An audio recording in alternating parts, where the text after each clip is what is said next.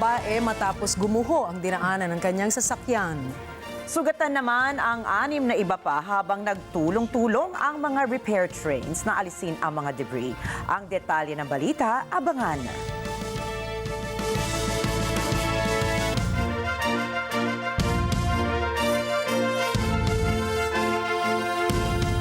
Magandang gabi po. Ako si Ricky Matay. At ako naman si Nina Richie Alagaw Flores. Ito ang mata ng Agila International at para sa headlines ngayong Martes. Pangulong Ferdinand Marcos Jr. pinangunahan ang paggunita ng Araw ng Kagitingan. Unang Trilateral Summit ng Pilipinas, Japan at Amerika gaganapin sa April 11. Bansang Ecuador bukas sa pakikipag-ayos sa Mexico sa kabila ng issue ng pag-raid ng embahada. Panoorin natin ang ilang sandali ng total solar eclipse sa US. At mga atletang galing Russia at Belarus pinayagang makilahok sa Paris Olympics.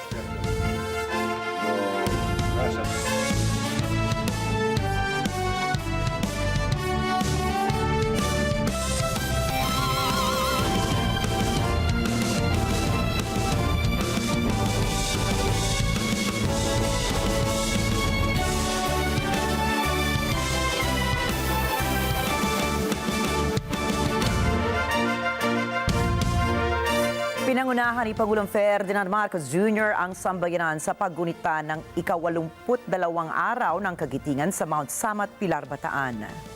Hinikayat ng Pangulo na tularan ng sambayanan ang katapangan at katatagan ng mga bayani ng digmaan sa harap ng mga puwersang nagbanta sa Pilipinas. Maging inspirasyon niya ang naging sakripisyo ng mga bayani ng digmaan at sundan ang pamanang yaman ng mga ito sa pamamagitan ng pagkakaisa. Bilang bahagi ng pagdiriwang sa Araw ng Kagitingan ay ipinarerepaso ng Pangulo ang benepisyong natatanggap ng mga sundalong nagkaroon ng physical impairments. Ipinasumite din ng Pangulo sa Department of National Defense at Armed Forces of the Philippines ang inventaryo ng mga kagamitang pandigma ng sandatahang lakas. Samantala, pinangunahan din ni Pangulong Marcos ang ceremonial turnover ng housing units sa 216 informal settler families sa Barangay Tenejero sa Balangas City. Bahagi rin ng proyekto ang pagtatayo ng isang school building na may 20 classrooms, isang multi-purpose building covered court at community center.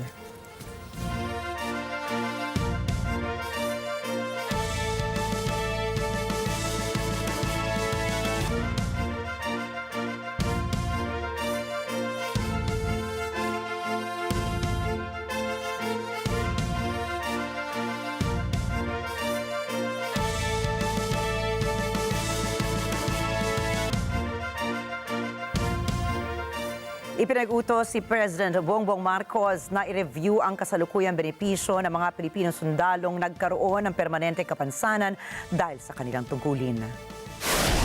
Sa kanyang speech sa pagdiriwang ng Day of Valor, iniutos ni Marcos Jr. na pag-aralan ng Defense, Budget and Finance Departments kung ang kasalukuyang benepisyong nakukuha ng mga sundalo ay kapantay sa kanilang sakripisyo para sa bayan. Ang pag-uutos ni Marcos ng nasabing review ay 1 taon matapos niyang pirmahan ang batas na nagdaragdag ng 350% sa disability pension ng mga military veterans at ng kanilang pamilya. Sa ilalim po nito, ang buwan ng pensyon ng mga sundalo ay itinaas sa 5,000 o 4,500 pesos kung ang kapansanang kanilang tinamo ay may rating mula 10% hanggang 30%. Para naman sa mga sundalong may rating na 91 hanggang 100%, ang buwan ng pensyon ay iniakyat sa 10,000 pesos. Dagdag pa rito, ang kanilang mga asawa at mga menor de edad na anak ay makatatanggap ng 1,000 pesos kada buwan.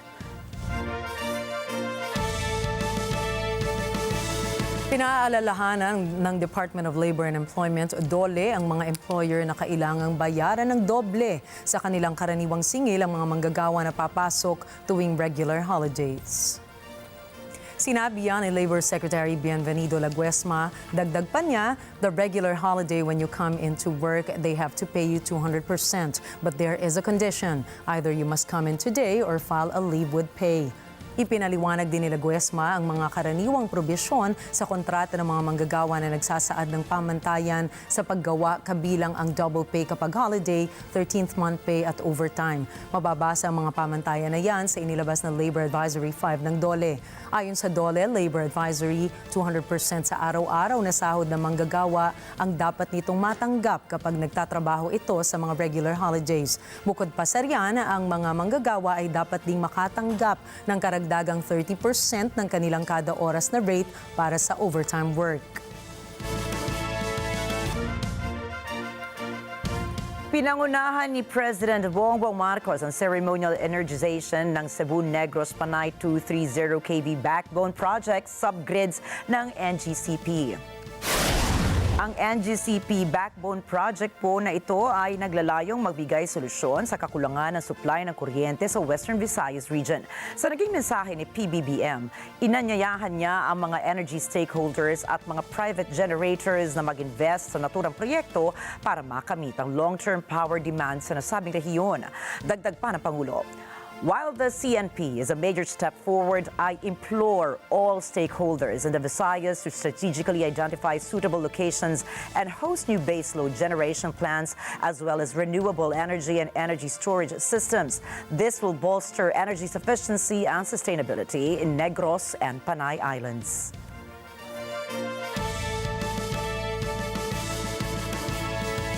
Muling nagpaalala ang Philippine National Police o PNP sa mga netizens na maging maingat sa paggamit ng internet. Bungsod ito ng pagtaas ng cybercrime cases sa Pilipinas sa first quarter ng 2024. Batay sa datos ng PNP Anti-Cybercrime Group o ACG, nakapagtala ito ng 4,469 cybercrime incidents mula noong January hanggang March 2024. Mas mataas ng 21.84% mula sa 3,668 incidents sa fourth quarter ng 2023. Sinabi ni ACG Chief Major General Sidney Hernia na pangunahin ng online selling scams sa listahan ng cybercrimes na nasa 990. Sinundan naman ang investment scams sa 319 na kaso at 309 na kaso ng debit card fraud. Paliwanag ng PNP official, ang pagdami ng cybercrime incidents ay bungsod ng sopistikadong tactics ng cybercriminals, gayon din ang kakulangan ng kaalaman ng mga netizens. Pinaigting naman ng pambansang pulisya ang pagsasagawa ng komprehensibong mga pagsasanay, mga seminar at lektura para sa mga tauhang nakatalaga sa Cybercrime Desk. Nagbigay naman ng malinaw na paalala ang Department of Trade and Industry o DTI sa mga negosyante na maging responsable sa kanilang marketing strategies. Ayon kay DTI Assistant Secretary Amanda Nograles, hindi magdadalawang isip ang ahensya na tanggalan ng lisensya o suspendihin ang mga negosyante na hindi ginagamit ng tama ang kanilang pagninegosyo. Huwag din dapat gamitin ang pangalan ng negosyo sa pamamagitan ng panloloko o pagprank para lamang makakuha ng atensyon mula sa mga kliyente. Pinaalala rin ng ahensya ang kontrobersya kung saan isang negosyante ang binatikos dahil sa paghamon nito sa mga kliyente na magpatato ng kanilang logo sa noo kapalit ng 100,000 pesos bilang isang marketing strategy. Inuulat ng Department of Health o DOH ang nakababahalang pagtaas sa mga kaso ng pertussis na kilala rin bilang whooping cough sa 5 rehiyon sa nakaraang 6 na linggo. Ang Eastern Visayas, Cagayan Valley, Caraga, Central Luzon at Cordillera Autonomous Region ay lahat nakararanas ng patuloy na pagtaas sa mga kaso ng pertussis sa panahong ito. Ayon sa DOH, ang karamihan sa mga kaso ay kasama ang mga bata na may edad na hindi higit sa 5 taon habang may 4% lamang na apektadong may edad na 20 pataas. Mula January 1 hanggang March 30, may kabuang 1,112 cases na iniulat na nagresulta na sa 54 na pagkamatay. Sinabi rin ni Health Secretary Ted Herbosa na maaaring magkaroon ng kakulangan sa mga bakuna laban sa pertussis sa Mayo, kaya't inuutos na niya ang paggamit ng 5 bersyon na DTP vaccine habang naghihintay sa 3 milyong doses na parating ng Hunyo.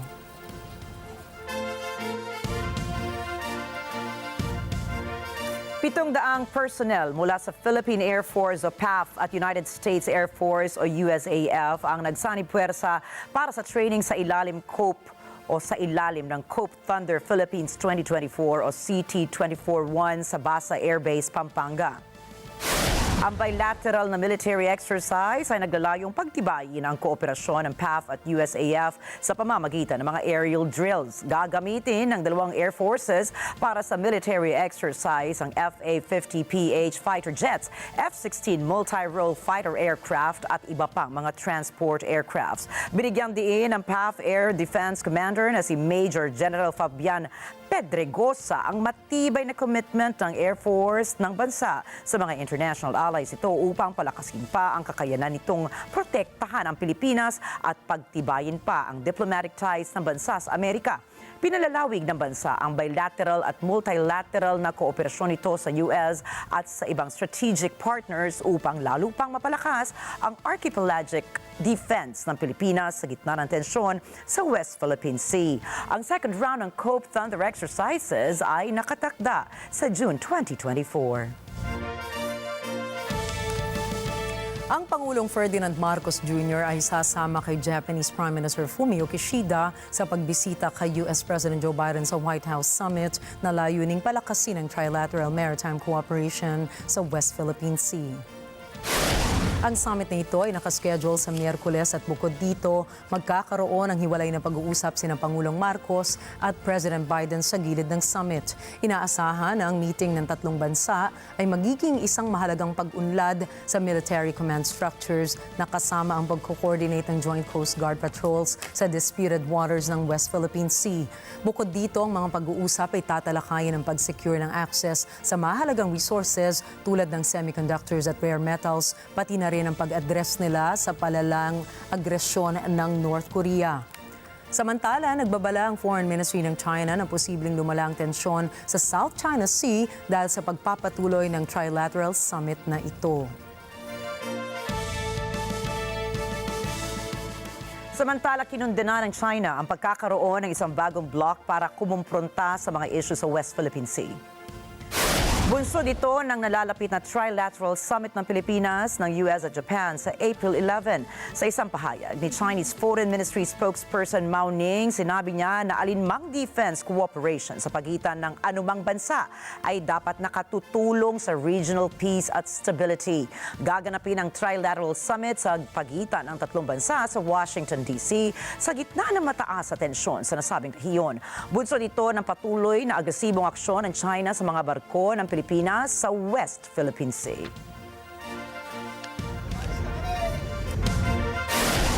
Susunod, iba't ibang lider nagbabanta nga ba laban sa Israel? Ecuador makikipag-ayos na ba sa Mexico? At pagdinig sa kaso ng money laundering sa Panama, sinusulong na. Ang iba pa mga detalye sa pagbabalik na Mata ng Agila International.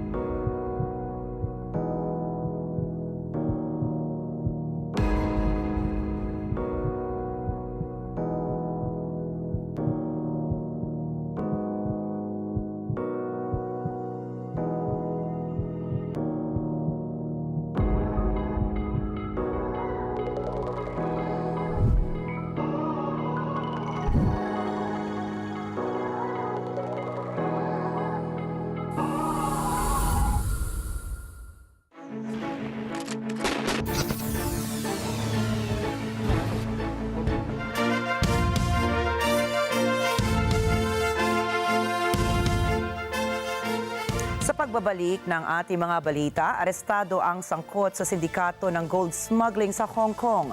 Ang Hong Kong ay isa sa pinakamalalaking sentro ng kalakalan ng ginto sa buong mundo. Rose Papa Angeles para sa detalye. Kinumpiska ang 146 kilos na mahahalagang metal na itinago bilang mga bahagi ng air compressor sa International Airport ng lungsod. Inihalo at binuo ang mga ginto bilang partes tulad ng motor cores, screws at gears ang nagmula sa Hong Kong papuntang Japan. Ang mga ito ay tinatayang nagkakahalaga ng 84 million Hong Kong dollars o 10.7 million US dollars. Ang Hong Kong ay isa sa pinakamalaking sentro ng kalakalan ng ginto sa mundo. Kamakailan ay tumaas ang presyo ng ginto bilang seguridad ng ari-arian laban sa geopolitical uncertainties at inflation. Ayon kay Customs Syndicate Crimes Bureau Acting Chief Lau, ang pinakabagong kaso na ito ay pinag-isipang mabuti dahil sa ginawang paggamit ng espasyo at estruktura ng mga air compressor upang itago ang ginto. Ang texture at ang kakaibang bigat ng mga compressor ang nagdulot ng pagdududa sa mga inspektor ng kagawaran ng customs. Isang 31 anyos at sinasabing direktor ng isang kumpanya ang inaresto.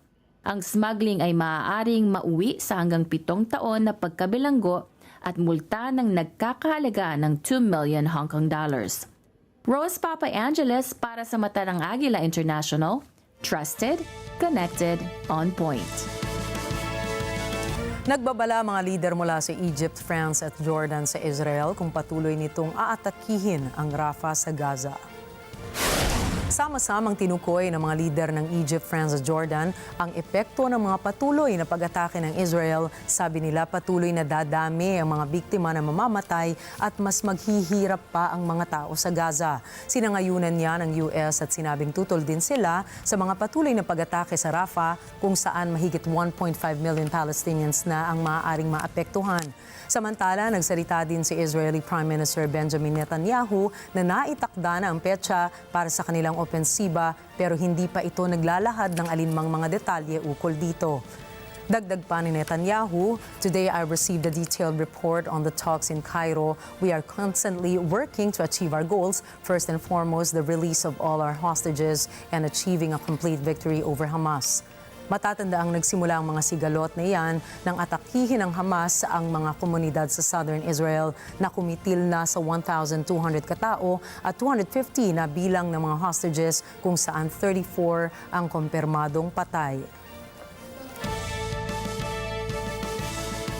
Tinanggihan naman ng Israel ang hirit ng Turkey na magpadala ng humanitarian aid via airdrop sa Gaza. Dahil dito, tiniyak ng Turkey na gagawa sila ng mga kaukulang hakbang laban sa Israel. Shelo Likeness para sa report.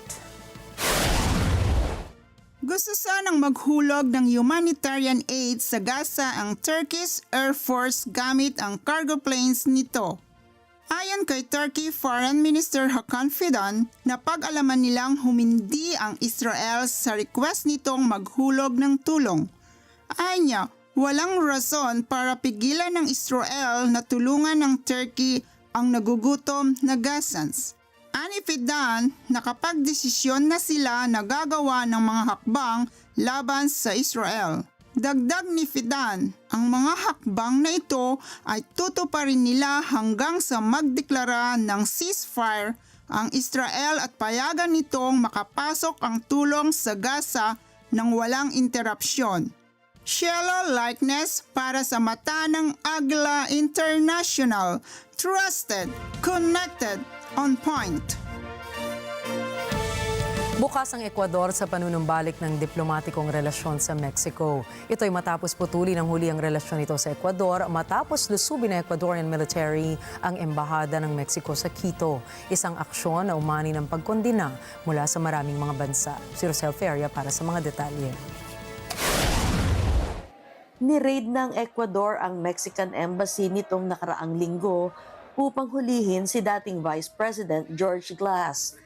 Mula noong Disyembre, si Glass ay naroroon na sa embahada para sa asylum dahil sa corruption case laban sa kanya. Matapos ang raid, pinutol ng Mexico ang kaugnayang pang-diplomatiko nito sa Ecuador. Plano rin ito na magsampa ng reklamo sa International Court of Justice laban sa Quito.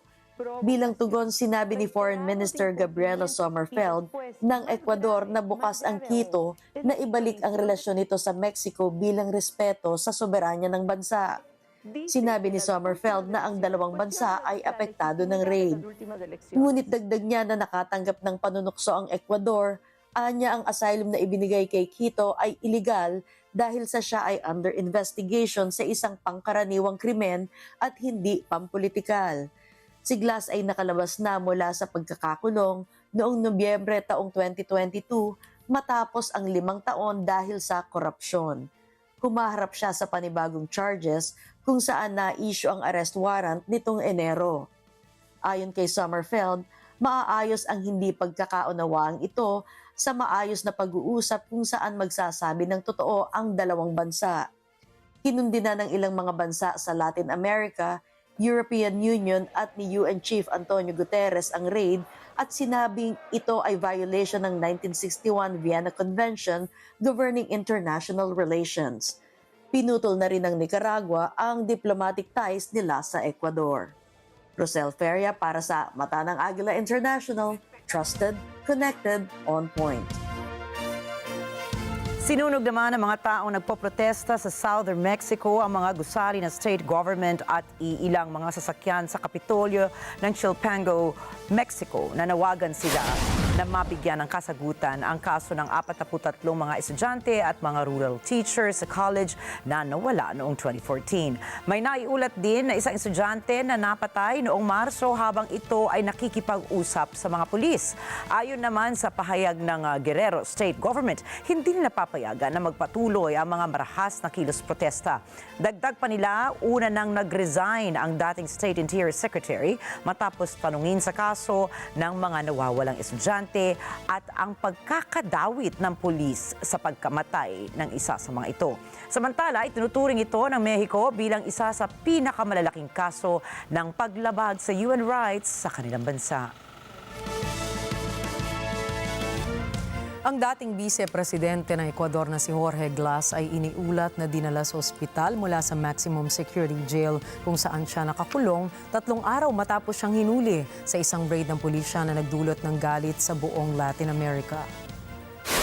Si Glass ay ipinadala sa bilangguan may inspirasyon ng Alcatraz na tinatawag na La Roca noong Sabado, 1 araw matapos siyang dakpi ng mga puwersa ng seguridad ng Ecuador sa loob ng Mexico kung saan siya humingi ng asylum. Ang kontrobersyal na desisyon na arestuhin si Glass na kinundena mula sa Brasilia hanggang Brussels ay malawak na itinuturing na paglabag sa Vienna Convention kung saan ang mga premises ng embahada ay itinuturing na hindi pwedeng pasukin. Que al ocurrir esto pues es un problema realmente con una magnitud muy fuerte porque pues prácticamente desestabiliza América Latina y sobre todo permite o da pie a que otros países intenten realizar esta violación a la Convención de Viena.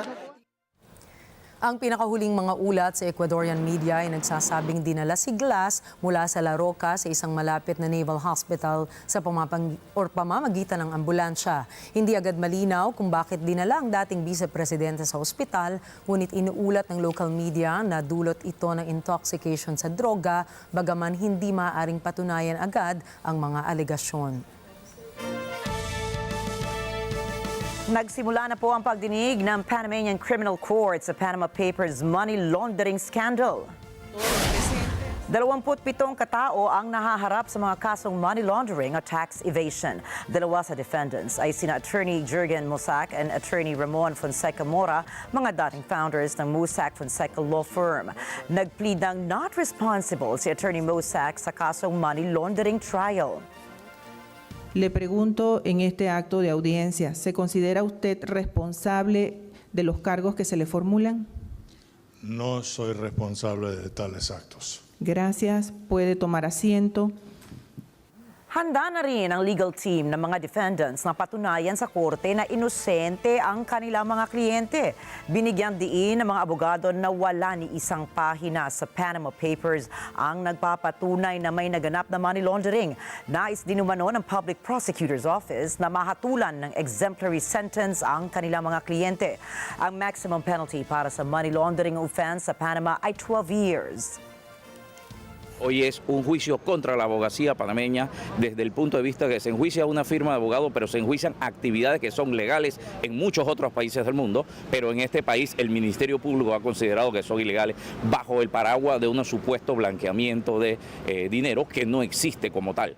La expectativa nuestra es que se haga justicia y en ese sentido que quede acreditado la inexistencia del delito de blanqueo de capitales por un lado. Taong 2016 nang nagulat ang publiko dahil sa 11.5 million leaked files ng Panama Papers scandal.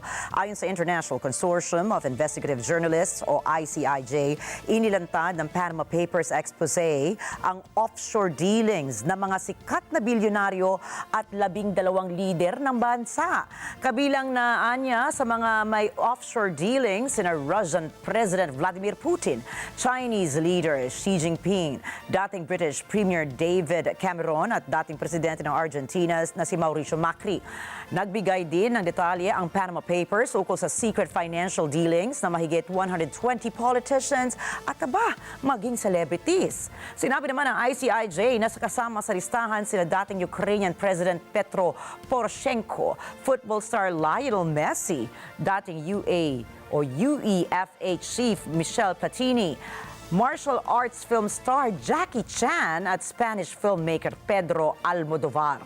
Itinanggi pa noon ni Attorney Fonseca ang pagkakadawit ng kanilang law firm sa Panama Papers scandal. Naging biktima lamang anya ang Mossack Fonseca law firm ng hacking. Itinanggi rin at pagalit ang Russia dahil sa nilalaman ng leaked documents ukol kay President Putin. Sagot ni Kremlin spokesperson Dmitry Peskov, tinatangkang sirain ng Panama Papers scandal ang pagkakaisa ng Russia. Iginiit naman ng ilang law experts na legal ang ibang dealings ng Mossack Fonseca law firm, pero dahil sa Panama Papers expose, napilitang mag-resign si Icelandic Prime Minister Sigmundur David Gunnlaugsson. Disqualified for life from office naman si dating Pakistani Prime Minister Nawaz Sharif dahil nadawit din siya sa money laundering scandal.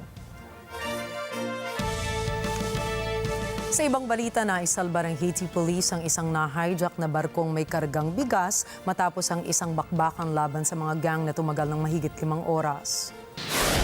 Ito ay isang bihirang tagumpay para sa underfunded na departamento ng pulisya na nahihirapan sa pagpigil ng karahasan ng mga gang matapos ang sunod-sunod na mga pag-atake na nagsimula pa noong February 29. 2 pulis ang nasugatan at hindi tiyak kung ilang miyembro ng gang ang napatay sa bakbakan na nangyari sa baybayin ng Port-au-Prince. Sinabi ng pulisya na ang mga responsable sa sinalakay na barko ay miyembro ng 2 gang na tinawag na 5 Seconds at Taliban Gang.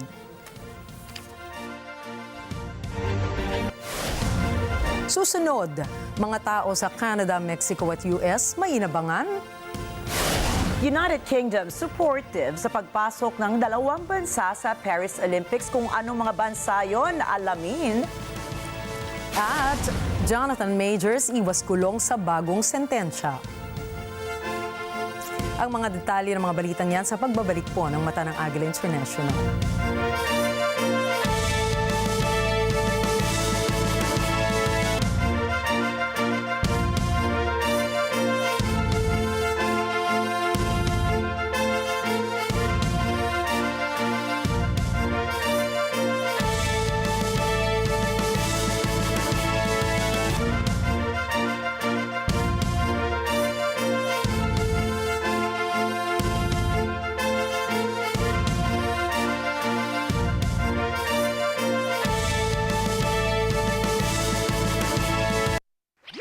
Hey, get ready na mag-smile at mag-say cheese sa mga nakuna naming pranks at practical jokes na dapat niyong abangan this Saturday, ngayong Sabado. May Mystery Box Sip-Sip Challenge na napapawaki ang reaction ng mga taong tumanggap ng aming hamon.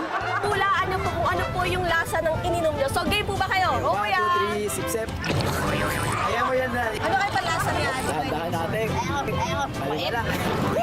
May gumagalang Ingleserong sosyal na pulubi na cashless kung manghingi. 50 pesos. I'm trying to buy iPhone. Oh, bank transfer. Credit card. Wala ang pera. Wala ang pera. Oh, here. QR code. accept card reader too. I accept credit card.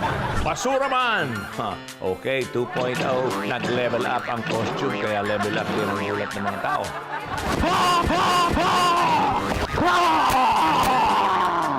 All that and more, kulitan na tawa ng ngayong Sabado, alas 8 ng gabi sa Oh No, It's BO! Beer only. Together sa Net 25. Nakasimangot ka. Kanina ko pa siya tinatawagan. Hindi kaya na-aksidente yun? Bakit binangga mo ako? Pag nalaman mo kung magkano yung premyo dito sa rap battle na to, baka magulat ka. 50,000 talaga yung mapapanood doon sa may rap battle na yun? Bakit, sasali ka ba? Bala kong sumali talaga eh. Kilalaan natin ang challengers, Tatay Rudy. Yo! Rudy! Yo! At ang katandem niya naman ay si Prinsipe Eb. Pew, pew! Wiki, pew, pew! Wiki, pew! Check, check, check!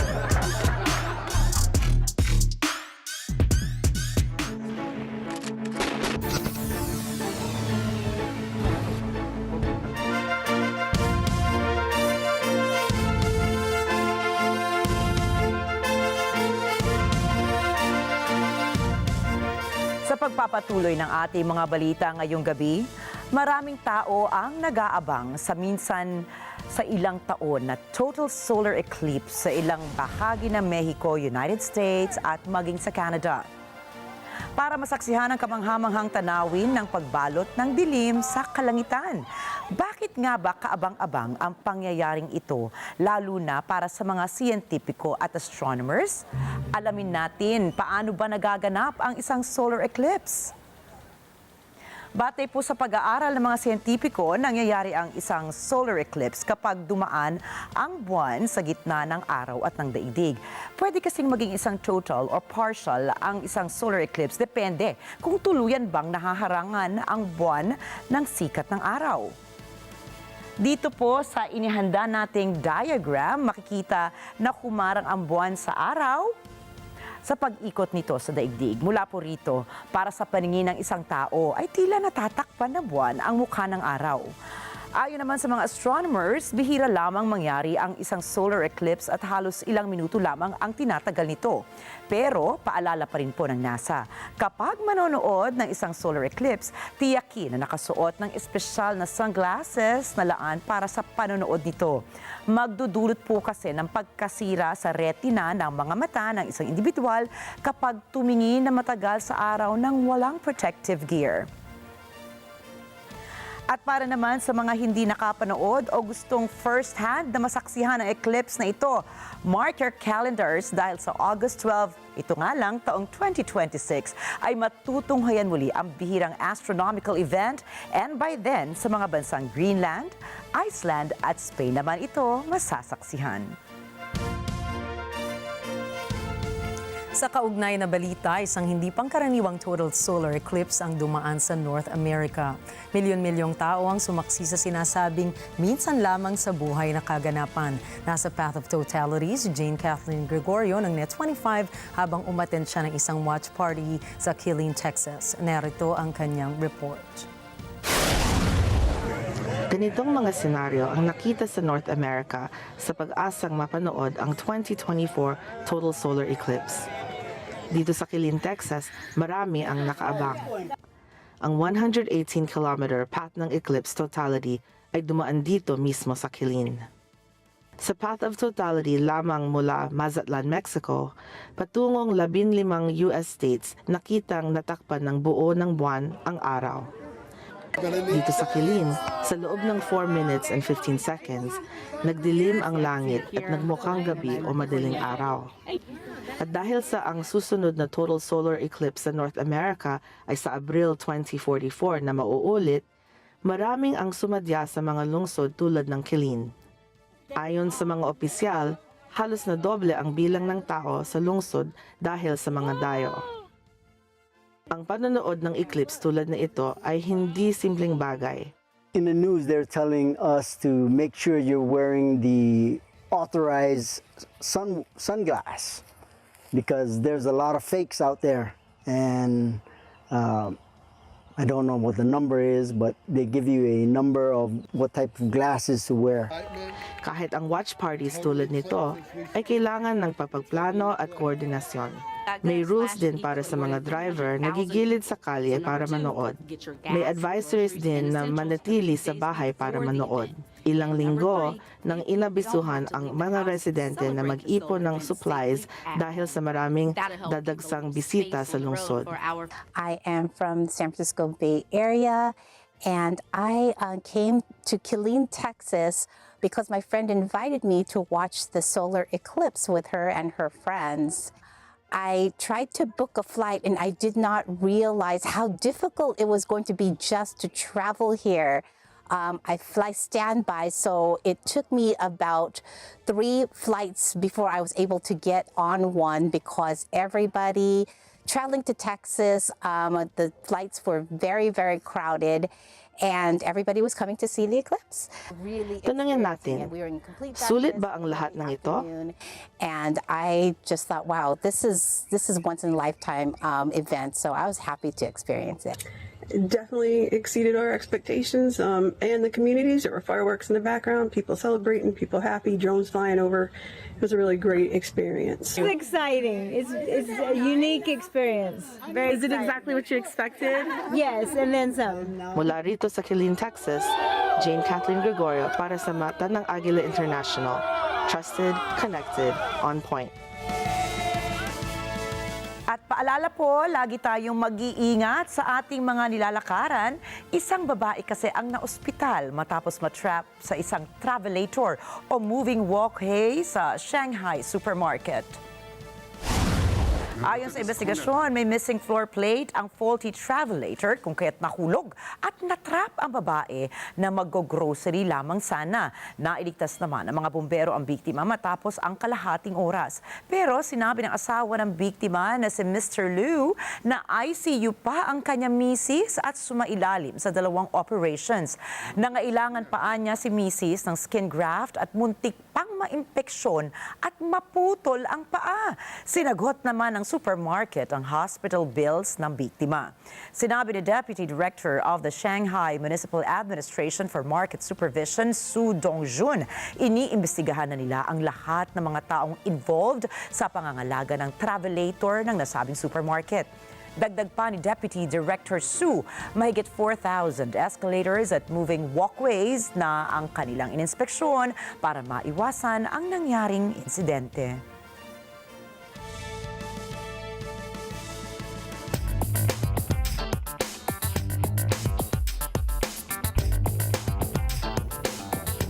Iniimbestigahan ng Fair Trade Commission ng FTC ng South Korea ang sikat na Chinese e-commerce app na Temu. Nais alamin ng FTC officials kung may false advertisements o dishonest business practices ang Temu sa South Korea. May mga customer din na nagrereklamo ng poor quality products. Hindi rin anya iniingatan ng Temu Delivery Services ang mga packages na ino-order ng kanilang mga customer. Kinwestiyon din ng FTC kung paano iniingatan ng kumpanya ang personal data ng kanilang mga customer.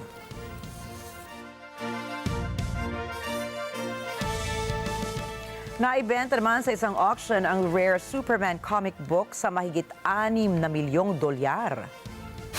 Kinikilala ngayon ito na isa sa pinakamahal na comic books sa buong mundo kung saan unang pinakilala ang sikat na superhero character. Walang iba kundi si Superman.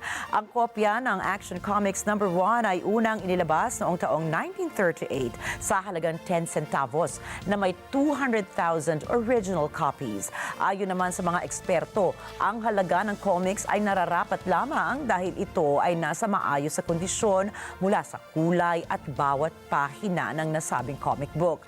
Dagdag pa ng Heritage Auctions, ito ay isa sa natatanging comics na nailabas kung saan tinatayang nasa 78 copies lamang ang natitira sa buong mundo.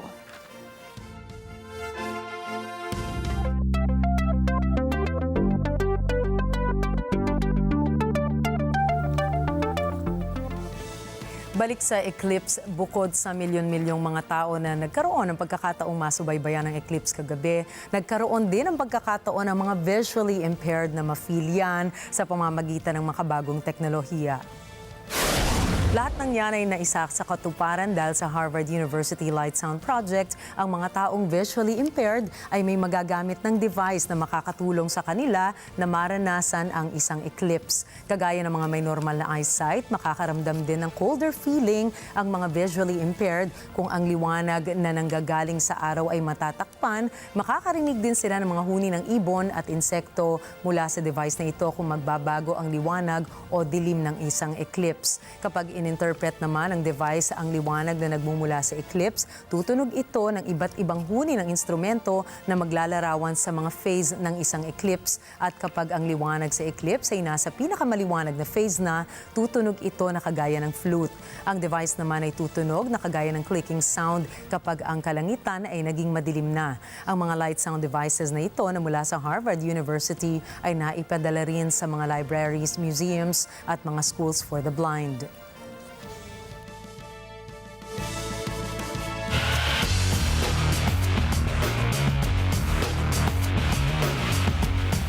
Balitang sports, natapos ni Russ Cook ang isang napakalaking hamon ang tumakbo sa kahabaan ng buong Africa. Ito ay makaraan niyang harapin ang mga alalahanin sa kalusugan, problema sa visa at isa pang armed robbery. Si Jeff Sanidad para sa report. Dumating si Russ Cook kinahapunan sa Cape Angela sa Tunisia. Dito, may isang sculpture na nagtatakda ng pinakahilagang punto ng kontinente ng Aprika. Naniniwala si Cook na siya ang unang tao sa kasaysayan na makatakbo sa kahabaan ng Aprika. Ang 27 anyos ay nagsimula mula sa pinakatimog na punto ng South Africa noong Abril 22 ng nakaraang taon. Sa oras na tumawid siya sa finish line sa Tunisia, may higit sa 19 million steps sa 16 na bansa na ang kanyang natawid. Ito ay katumbas ng 385 marathons sa loob lamang ng 351 days. Tinahak niya ang mga bundok, tropikal na mga kagubatan at mga disyerto, kabilang na ang matinding Sahara. Ang mga pagsisikap ni Cook ay nakalikom ng higit sa 550,000 pounds o $695,000 para sa running charity at para sa Sandblast. Ang Sandblast ay nagpapalaganap sa kamalayan para sa mga katutubong Sahrawi ng Western Sahara. Para sa huling bahagi ng kanyang pagtakbo, sinamahan siya ng supporters ng endurance athlete mula sa Worthing sa Southern England. Jeff Sanidad para sa Mata ng Agila International. Trusted, connected, on point. Sumulat ang UK government sa mga presidente ng International Olympic Committee at International Paralympics Committee upang suportahan ang pakikilahok ng mga atletang galing sa Russia at Belarus sa Paris Olympics bilang Individual Neutral Athletes o AIN. Sa ngayon ay mayroon ng 36 athletes galing sa Russia na nag-aantay ng kanilang application at 22 naman na nanggagaling sa Belarus. Malaking diferensya kumpara sa 330 at 104 na atletang nakilahok noon sa Tokyo Games. Iginiit naman ng mga karagdagang komite na pinag-uusapan pa nila kung pahihintulutan nito ang pagsali ng mga atleta basta hindi nila gagamitin ang bandila at tema ng kanilang pinanggagalingang bansa. Ang mga AIN ay may sariling banner at temang nilalabas tuwing sila'y nananalo at ang kanilang napapanalunan na medalya ay hindi dumadagdag sa overall medal table ng kanilang mga bansa.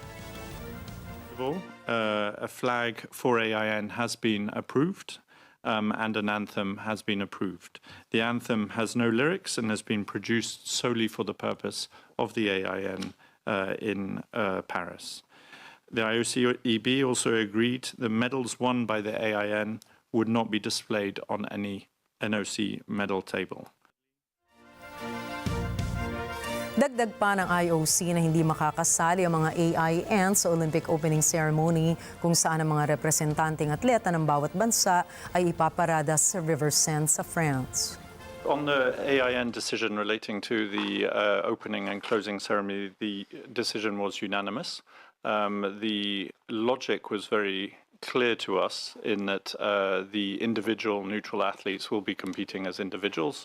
And so, as you know, during an opening ceremony, the athletes parade as delegations or teams. And since there won't be a delegation or a team. That was the main reason behind that.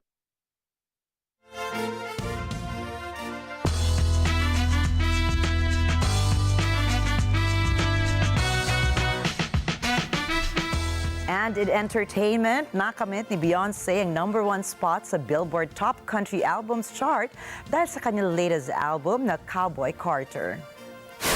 Ayon sa Billboard, si Queen Bey ang kauna-unahang black female artist na nakakuha ng ikaunang pwesto sa album charts mula noong magsimula ito noong 1964. Nakamit din ng album ang 32-time Grammy winner ang top slot sa Billboard 200 Americana Folk Albums at Top Album Sales charts. Ang Cowboy Carter ang may pinakamataas na sales sa kasalukuyan ngayong 2024 dahil sa 400,000 album units sold sa unang linggo ng release nito. Nitong Pebrero, si Beyonce din ang kauna-unahang black female artist na nag-1 sa Hot Country Song Charts dahil sa kanyang album lead single na Texas Hold'em. Ang Cowboy Carter ang 8th album ni Beyonce, tampok ang mga collaborations sa iba pang mga A-list artists katulad po ni Dolly Parton, Miley Cyrus, Stevie Wonder, Post Malone at iba pa. Nasentensyahan ng isang taong probation ang aktor na si Jonathan Majors matapos siyang mapatunayang guilty sa assault at harassment sa kanyang ex-girlfriend na si Grace Jabari. Imbes na pagkakakulong, ang aktor ay kailangang matapos ang 52 weeks na in-person domestic violence programming sa Los Angeles, California. Bukod dito, kailangan ding ituloy ni Majors ang kanyang mental health therapy program at magbigay ng updates patungkol dito. Kasama rin sa probation ay binigay ng hukom ang permanenteng order of protection laban sa kahit na anong contact sa pagitan ni Majors at Jabari. Ang kung anumang paglabag sa mga ito at mga criminal activities ay magreresulta sa pagkakakulong ni Majors. Paliwanag ni Judge Michael Gaffey, malaki ang ambag ng kawalan ng criminal history at pagkakakulong ni Majors sa kanilang desisyong huwag bigyan ng jail time ang aktor. Ayon naman kay Jabari, hindi siya titigil hanggat hindi nasisiguradong hindi panganib si Majors sa mga tao sa kanyang paligid.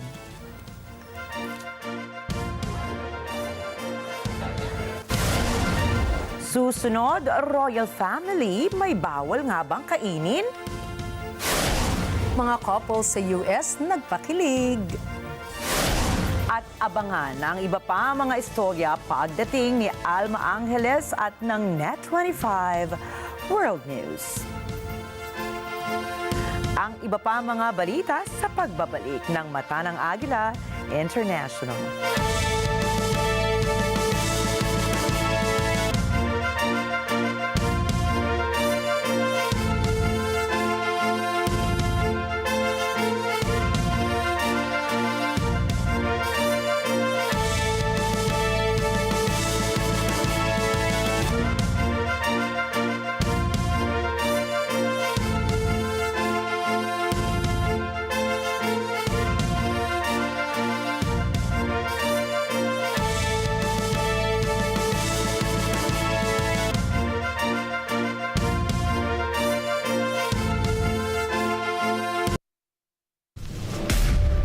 Katapangan, katarungan, pagmamahal sa ating bayan.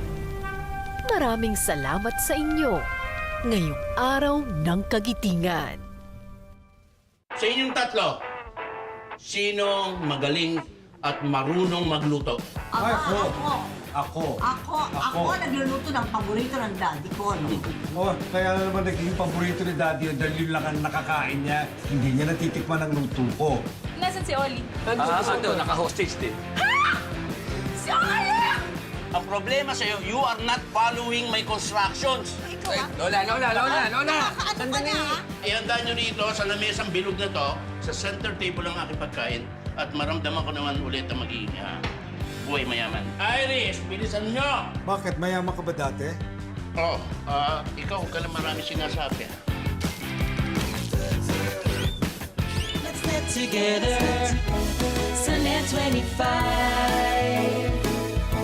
Sa Net25. Parang kulang kulang na sa tamis, kulang sa anghang ang inyong pagsasama. Dolce, masyado na tayong matanda sa mga dramang ganyan. Kung nanggaling yan sa bibig mo, matanda na ako, luma, losyang. Chicken, adobong baboy. Alam kong sukang-suka ka na sa adobo ko. Magbalik yung spark nila sa isa't isa. Di ba? Love, Bosleng, and Tali. Tuwing linggo, dito lang sa Net 25. Let's net together sa Net 25. Bakit nakasimangot ka? Kanina ko pa siya tinatawagan. Hindi kaya na-aksidente yun?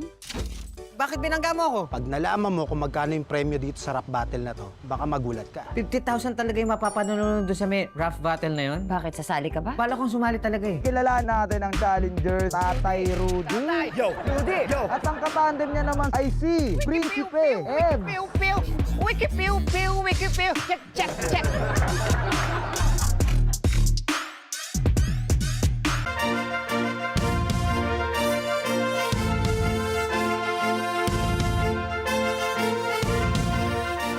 Sinasabi ng marami na may access ang royal family ng United Kingdom sa world's finest cuisines. Pero may dapat palang pagkain o may apat palang pagkain na ipinagbabawal lutuin ng royal family ni King Charles. Ibinunyag ni dating royal chef John Higgins na bawal isahog ang sibuyas at bawang sa anumang handaan sa Buckingham Palace at iba pang royal houses. Baka raw kasi magka-royal burp sina King Charles. Inamin din ni Queen Camilla kay Master Chef Australian host Gary Megan na no-no ang bawang sa kanilang palasyo. Wala ring shellfish sa royal menu. Ito ay upang maiwasan ang food poisoning. Sinabi ng dating butler ni King Charles na si Grant Harold na kapag kumakain, sobrang nag-iingat ang royal family sa pagkain ng shellfish dahil baka sila ay malason at hindi matugunan ang kanilang public duties. Pero may isang pagkakataon na hindi napigilan ni King Charles na i-break ang royal protocols na yan. Natakam at kumain ng oyster ang hari sa isang event. At ang pang-apat na pagkain na wala sa royal menu ay ang French delicacy na foie gras. Ayon sa royal insiders, banned ang foie gras sa lahat ng royal residents dahil sa unethical way ng pagkakaluto nito. Ang foie gras ay kilala bilang isa sa mga most expensive delicacy sa buong mundo. Pero galing ito sa atay ng isang abnormally enlarged duck o goose na may sakit na hepatic steatosis. Nakatanggap ng papuri si King Charles sa animal rights organization na PETA dahil sa pagbabawal ng foie gras. Kahit anong pagkain ay pwedeng hilingin ni King Charles sa kanilang royal chefs. Pero gaya po natin, maingat din sila sa pagkain para mapangalagaan ang kanilang kalusugan at ipaglaban ang prinsipyong kanilang pinanghahawakan. Ito naman usapang pagpapapayat. Nako, nauusong TikTok diet trend na Ozempic po, hindi Ozempic ha. Tinatangkilik ngayon na maraming tao na nais magpa-sexy. Maraming TikTok influencers ang gumagawa nitong trend at nagsasabing epektibo ang Ozempic para mabawasan ang kanilang timbang.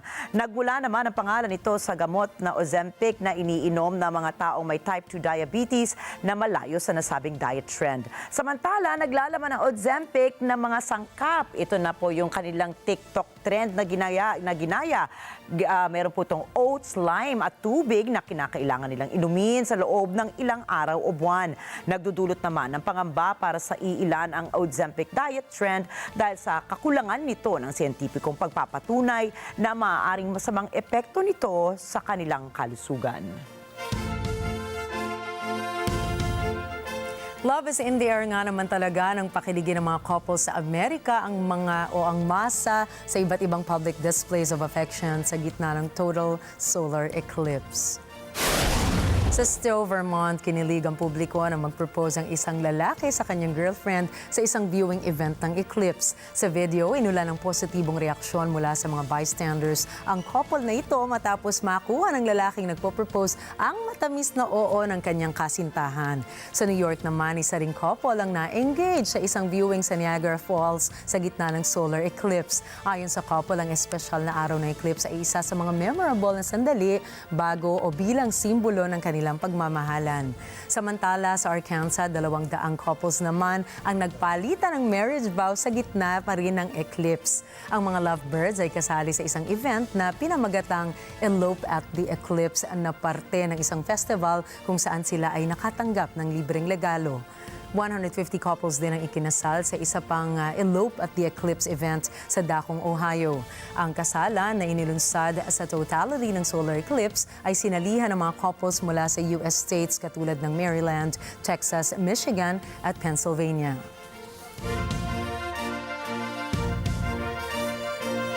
Love is in the air. Oo, di ba, no? Kahit na harangan man, o sabi nga, pumagit naman, mamagitan man ang buwan, di ba? Sa araw at sa mundo. Imagine mo, Nina, no, kung nakita siguro dito sa Pilipinas, yung solar eclipse na yan, nako, napaka-romantiko pa naman ng mga Pinoy. I'm sure malalamangan pa natin yung numbers ng couples na nag-propose. Ay, totoo yan. Sa Amerika, di ba? Ano kaya meron ang buwan at araw at ang solar eclipse? Di ba, no? Na yung term nga na once in a blue moon, medyo may iba ngayon eh. Kasi eclipse ang pinag-uusapan, di ba? Kaya talagang grabe, nakakakilig. Pero sa 2026, abangan natin. Pwede tayo magpunta ng Spain para abangan ang solar eclipse. Naku. May ilang taon pa tayo para mag-ipon, Nina. Yun nga, sasabihin ko sana pag-ipunan na natin yan, Ricky. Oo. Kasi may time pa naman. Naku, pero kanina, medyo medyo nagulat ka sa isang news item mo. Oo, di ba, no? Dahil mahilig po, foodies po kami kasi ni Nina. So parang ang lungkot ng buhay sa Royal Alam mo naman ang mga Pinoy, di ba? Hindi mawawala ang bawang sibuyas sa bawat putahe natin. Oo. Kasi yan ang una mong ginigisa eh, di ba? Bago pa man yung ibang mga sahog. Kaya nagulat ako na bawal yun. Tsaka yung mga pagkaing dagat, yung mga shellfoods, mga shellfish, di ba? Bawal daw. Actually, natakam nga ako nung nakita ko kumakain yung hari nila ng oyster. Sasabihin ko sana, relate ako kay King Charles kung paminsan-minsan may isip mong medyo lumihis ng konti doon sa mga protocol, ano? Kasi talaga namang sino ba naman ang makakaiwas sa oysters? Nako, siguro pagbalik ni King Charles dito sa Pilipinas, bigyan natin ng adobo. Ay, oo, na punong-puno ng bawang. Tingnan natin kung talaga namang maiiwasan pa niya dahil worldwide or talaga namang kilalang-kila sa buong mundo ang adobo ng Pinoy na talagang hitik sa bawang. Sarap. Dahil talaga namang masarap. Mag-midnight Ayan snack na, tayo, gusto mo na Nina, tuloy. Ng kanin.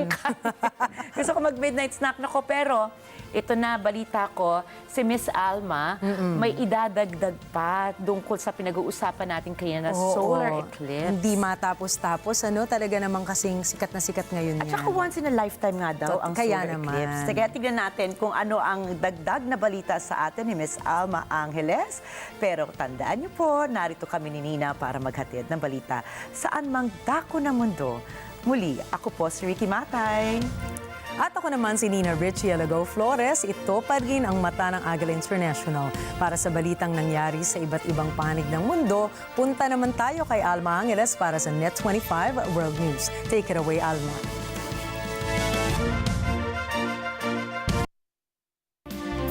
Thank you, Nina and Ricky. Welcome to the news where we bring you the latest updates and stories from around the world. Stay tuned as we delve into the headlines shaping our world today. First up, President Joe Biden is scheduled to meet with Japanese Prime Minister Fumio Kishida and Philippine President Ferdinand Marcos Jr. this Thursday at the White House. And Dr. Lucio Blanco Pitlo III is joining us to analyze the upcoming summit and its implications for the South China Sea. And amidst the ongoing conflict in Europe, there are reports suggesting that former U.S. President Donald Trump has crafted a peace plan concerning Russia and Ukraine. And according to recent sources, Trump's strategy involves pressuring Ukraine to cede territory to Russia. How might Trump's proposed peace plan impact the dynamics between Russia, Ukraine, and the broader international community? Israeli Prime Minister Benjamin Netanyahu has announced that a date has been set for a ground offensive in Rafah, Gaza. Israel claims that Rafah is one of the last remaining strongholds of Hamas in the region. And across America, millions are gazing up at the sky to witness a total solar eclipse. As the moment of totality arrives, crowds are cheering, as you can hear, as they witness this rare astronomical phenomenon pass overhead.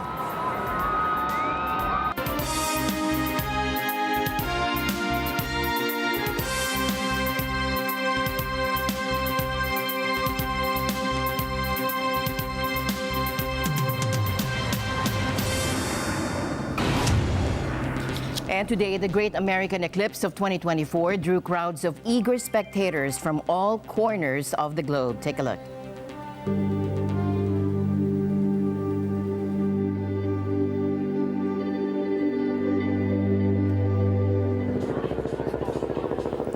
Tens of thousands gathered from every state in the U.S. and 33 countries worldwide to witness this extraordinary cosmic event as the moon peacefully slipped between the Earth and the sun, transforming daylight into a mesmerizing spectacle of total darkness.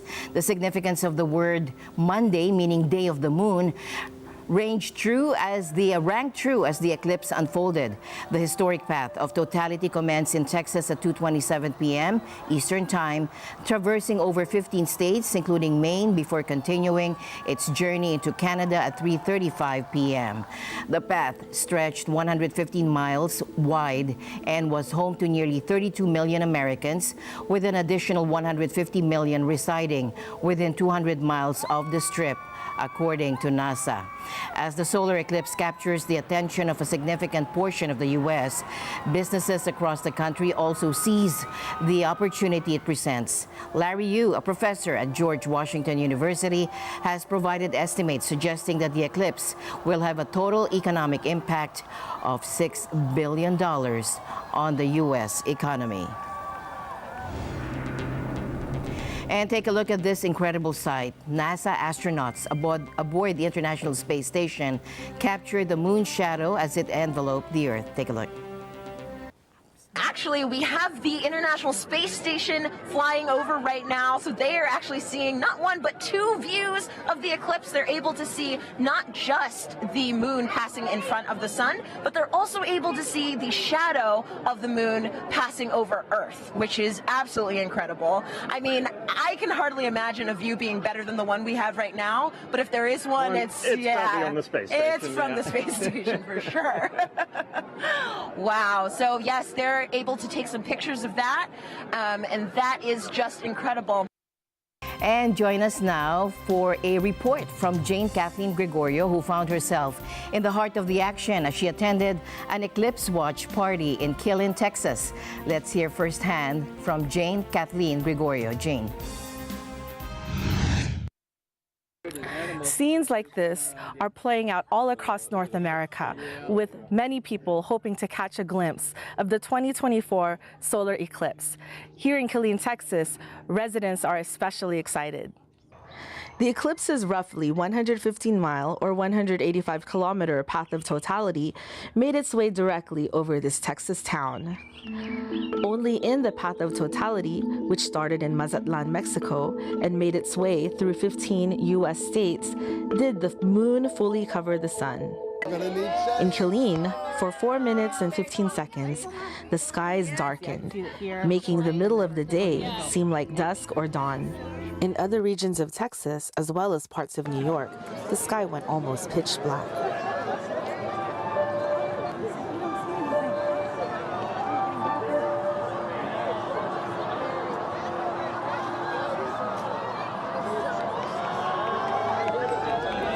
With the next total solar eclipse for North America scheduled for April 23, 2044, the rare chance to see a total eclipse has drawn visitors to places like Killeen. City authorities initially estimated that its population would double to about 300,000 during the rare celestial event. Viewing the eclipse, however, was not as simple as going out and looking at the sky. In the news, they're telling us to make sure you're wearing the authorized sunglass, because there's a lot of fakes out there, and I don't know what the number is, but they give you a number of what type of glasses to wear. Even watch parties like this needed planning and coordination. In Killeen, rules on drivers pulling over to watch the eclipse and advisories on staying at home were implemented. Weeks before, residents were asked to stock up on supplies in anticipation of the influx of stargazers. I am from the San Francisco Bay Area, and I came to Killeen, Texas, because my friend invited me to watch the solar eclipse with her and her friends. I tried to book a flight, and I did not realize how difficult it was going to be just to travel here. I fly standby, so it took me about 3 flights before I was able to get on one, because everybody traveling to Texas, the flights were very, very crowded, and everybody was coming to see the eclipse. So, did the eclipse live up to the hype? And I just thought, wow, this is once in a lifetime event. So I was happy to experience it. It definitely exceeded our expectations, and the communities. There were fireworks in the background, people celebrating, people happy, drones flying over. It was a really great experience. It's exciting. It's a unique experience. Very Is it exactly what you expected? Yes, and then some.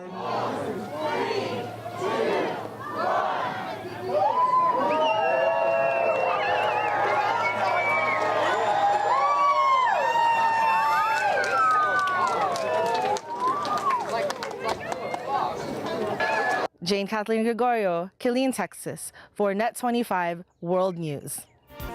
President Joe Biden will be meeting with Japanese Prime Minister Fumio Kishida and Philippine President Ferdinand Marcos Jr. this Thursday at the White House. Now, this is the first time these 3 leaders will come together for a summit focused on working together in the South China Sea. And this summit is part of a larger strategy by President Biden to strengthen ties with U.S. allies in Asia. The leaders are expected to discuss ensuring freedom of navigation in the South China Sea, a critical waterway for international trade. The Philippines is especially interested in the possibility of joint naval patrols with the U.S. and Japan. While the White House hasn't confirmed these plans, it's clear that this summit will address key issues in the South China Sea. And today, we're turning our focus to the upcoming summit between the U.S., Japan, and the Philippines. And this high-level meeting will address growing tensions in the South China Sea, a crucial waterway for global trade. And Dr. Lucio Blanco Pitlo III is here to break down the upcoming summit and what it means for the South China Sea. Now, Dr. Pitlo is a highly respected scholar with deep expertise in Asian affairs. He currently holds positions at the Asia-Pacific Pathways to Progress Foundation, the University of the Philippines, Korea Research Center, and Ateneo de Manila University. He is also a published author and actively involved in Philippine-China relations. Dr. Pitlo, thank you for joining us today. Good evening, Alma. You can just call me Mr. Pitlo. Thank you for inviting me to your show. First up, what can we expect from this upcoming summit between the U.S., Japan, and the Philippines, and what is the significance of this visit? Well, it's historic because this is the first time that the 3 leaders are meeting. And of course, there's the backdrop of the U.S. elections. And of course, Japan and the Philippines are key allies of the U.S. in the Indo-Pacific. And as we all know, the Indo-Pacific strategy of the U.S. and Japan also has its own vision of a free and open Indo-Pacific. So these 2 key partners, key allies of the Philippines are very important for the country's security as well as its economy. And so I think while security will certainly be high on the agenda, notably maritime security as well as cybersecurity, I think economics will also be very much in among the key themes that the 3 leaders will discuss in the coming days there in Washington, D.C. All right.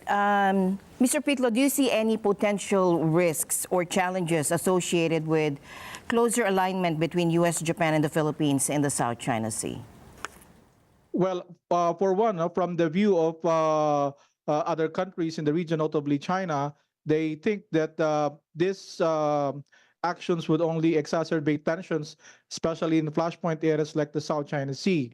So the other claimants have adopted an approach that are quite different from that of the Philippines in terms of the pursuing quiet diplomacy or discrete dialogue with Beijing to try to address tensions or disputes in the South China Sea, whereas the Philippines is, of course, exposing itself by undertaking this so-called transparency initiative since last year. And we all know that the coming elections in the U.S. will may bode some uncertainty in the trajectory of U.S. foreign policy. Whoever wins in the coming elections, there might be some implications in U.S. foreign policy going forward. And so I think there's also that risk on Manila's end in putting itself in this very strong hardline position vis-a-vis China on their disputes, while not being able to ensure, to guarantee that the next US leadership will have the same robust commitment to its alliance in the Asia Pacific, including that with the Philippines. Let me jump here. Dr. Pitlo, in your article, I just read it earlier, you mentioned that incidents between the Philippines and China in the South China Sea often grab attention, but there are also incidents involving other claimants. Now, President Marcos has pursued a campaign to raise awareness about China's activities in the South China Sea, seeking support from Western countries. What do you see as the potential benefits or drawbacks of this approach for the Philippines? Benefits and drawbacks of this approach, yeah. Thank you. So on the upside, we see, of course, the international support, especially from Western countries, U.S., Europe, and of course, Japan and Australia stepping up diplomatically to support the Philippine position, including the landmark 2016 arbitral award. And at the same time, also the growing support for Philippine maritime capacity building. So in terms of transfer of assets, sales, procurement of arms needed to develop the country's capacity to defend its maritime interests, as well as joint exercises, drills that are meant to increase the interoperability to be able to respond to regional contingencies. And I think these efforts are also meant to send a strong message to Beijing that the Philippines will, of course, maintain its position, protect and defend its maritime interests, and of course will undertake necessary measures to ensure that further incursions in its waters will be prevented. And part of this is the strengthening of its alliances with able partners like U.S. and Japan. So this may be a way for the Philippines to suggest, to tell Beijing that these measures are being done in response to the pressure being applied on the Philippines. Now, on the drawback, of course, the economic fallout, from relations because of this increasing tensions in the West Philippine Sea. Investment from China, tourism from China are affected. Infrastructure projects that were previously discussed under the Duterte government are already being sidelined. And the Philippines is already looking at alternative funders for these railway projects. And so we are yet to see actions in terms of agricultural trade. We hope not. But I think the Philippines is also trying to diversify its partners, and it's trying to attract investments from Western countries, from Japan, in order to offset some of the potential lost economic opportunities because of this assertive and transparency approach in relation to the West Philippine Sea. So certainly there are already economic repercussions being felt by the country.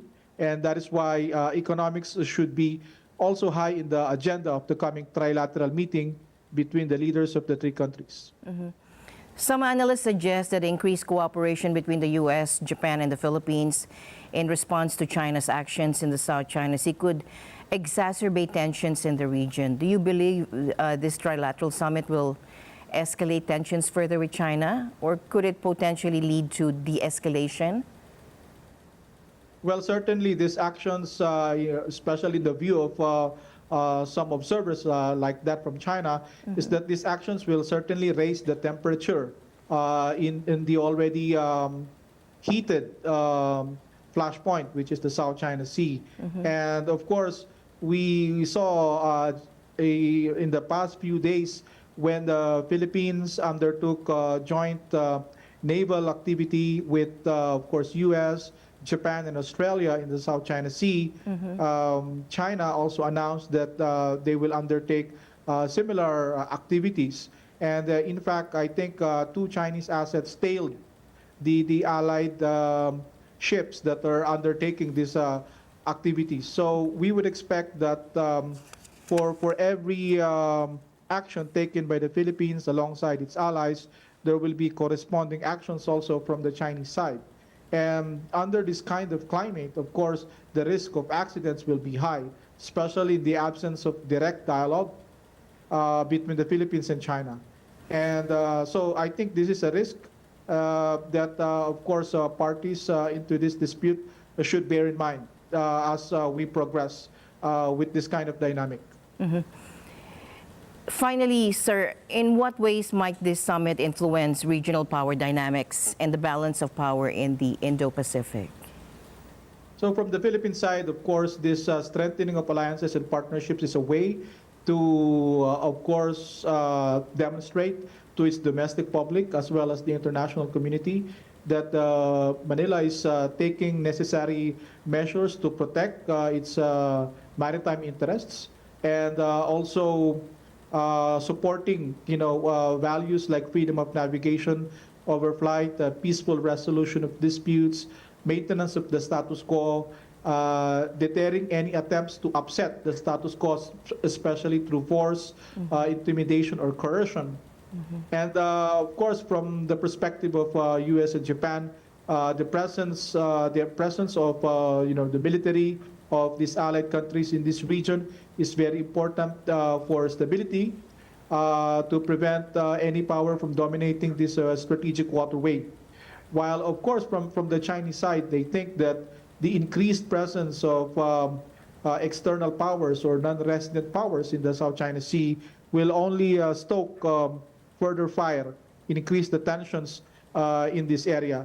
And of course, the other claimants are also worried that the number of assets in this congested space, whether they be, of course, from claimant states, from China, and now also from major naval powers. So the increased number of actors and the assets that they are deploying in this semi-enclosed sea, of course, raises the specter of miscalculation. And so it's very important that communication and dialogue are the channels, the mechanisms are given full play alongside, of course, military channels, while to ensure that a crisis would be prevented, that an accident would be avoided. Well, with that, thank you very much, Mr. Pitlo, for your time and for your analysis on this upcoming Trilateral Summit. Indeed, it's very informative. Thank you very much for your time, sir. Thank you, Alma, and more power to your show. Amidst the ongoing conflict in Europe, former U.S. President Donald Trump is said to have devised a peace plan regarding Russia and Ukraine. And according to recent reports, Trump aims to broker peace by pressuring Ukraine to cede territory to Russia.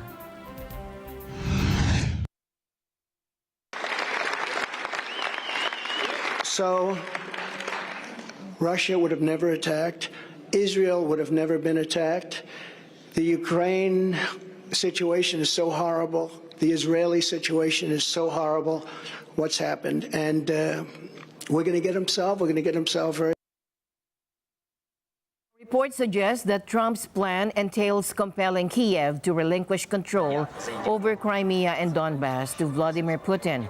It's worth noting that Russia already holds Crimea since annexing it in 2014, and it currently controls the Donbas region, including Donetsk and Luhansk. Moscow even conducted presidential elections in the Donbas region just last month. While Donald Trump has dismissed these reports as baseless and fake news, one of his advisors neither confirmed nor denied them entirely. Instead, the advisor emphasized Trump's purported commitment to preventing further casualties in the ongoing conflict. This isn't the first time such reports have surfaced. Trump has previously expressed interest in brokering a truce in Ukraine, claiming he could end the war within 24 hours if he were still in office. However, Trump's reported approach toward Ukraine stands in stark contrast to the stance adopted by the current Biden administration.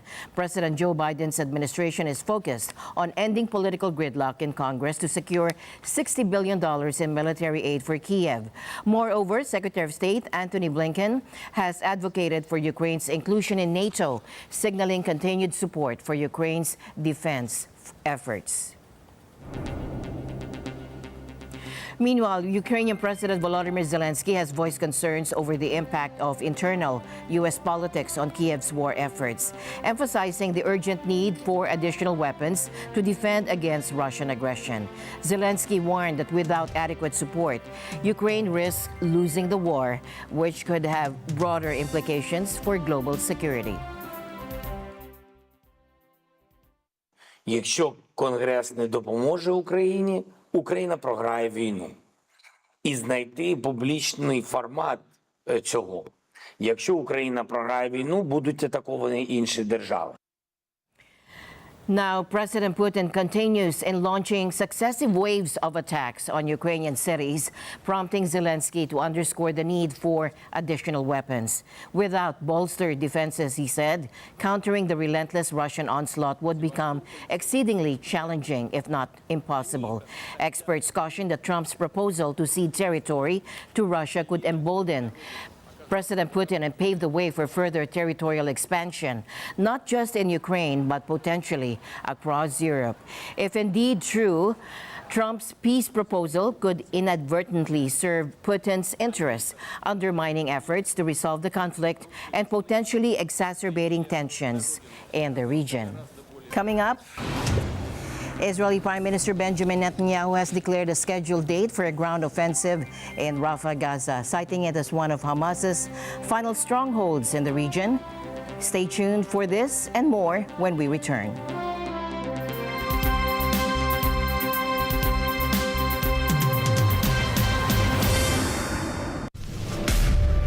Katapangan, katarungan, pagmamahal sa ating bayan. Maraming salamat sa inyo ngayong araw ng kagitingan.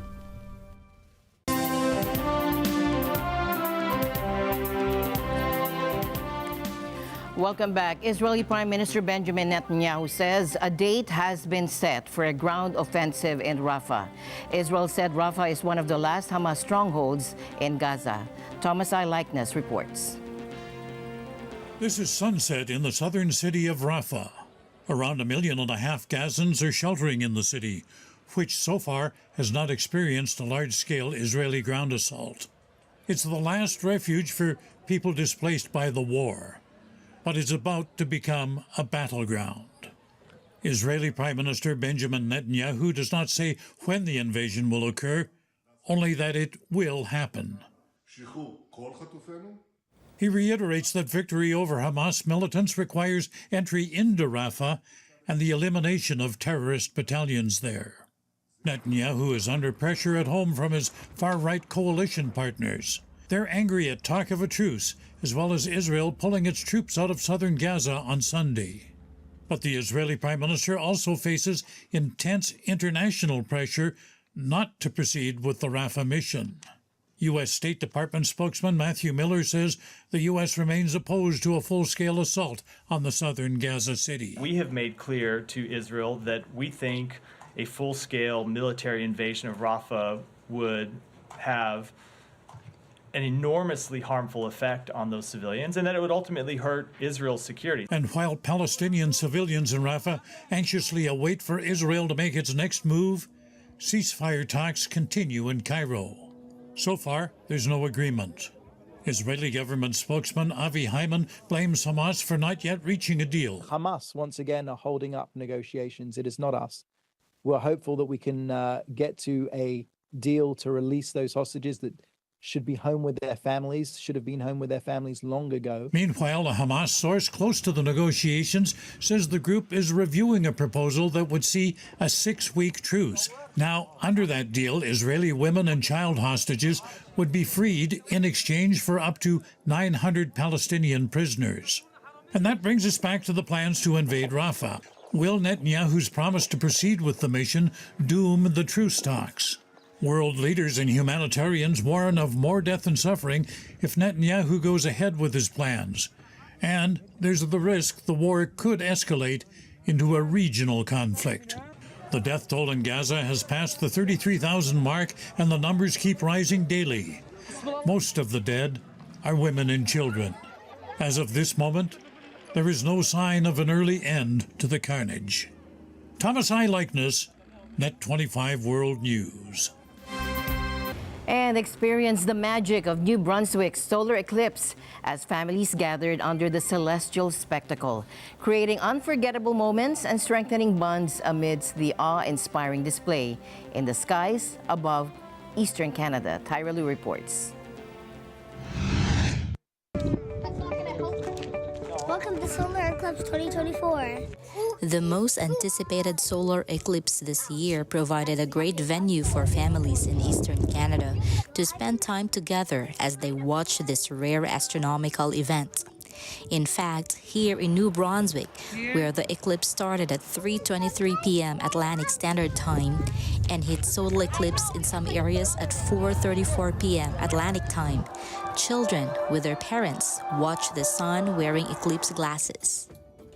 Today I watched the solar eclipse with my family. Wear this. I went to Shoe Chalet and then I went to the solar eclipse. The best part was when we saw the solar eclipse. The experience became an unforgettable one for the kids. And because schools dismissed their students earlier because of this occurrence, they also got to spend this time with their families and friends.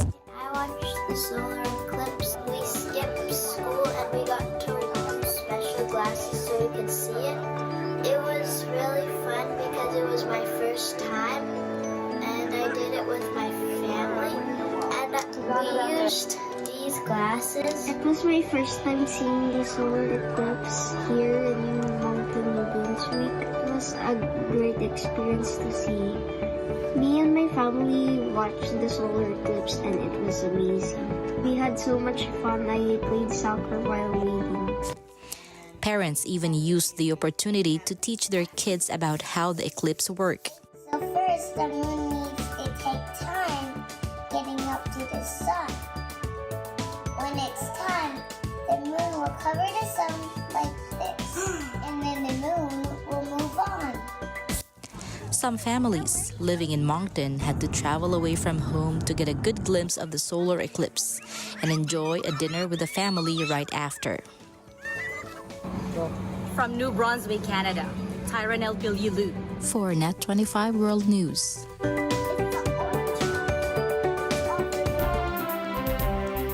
Thank you for that report, Tyra. Painting a picture of families united under the celestial wonder of New Brunswick solar eclipse. With that, we'll say goodnight. I'm Alma Angela. Stay safe. Good night.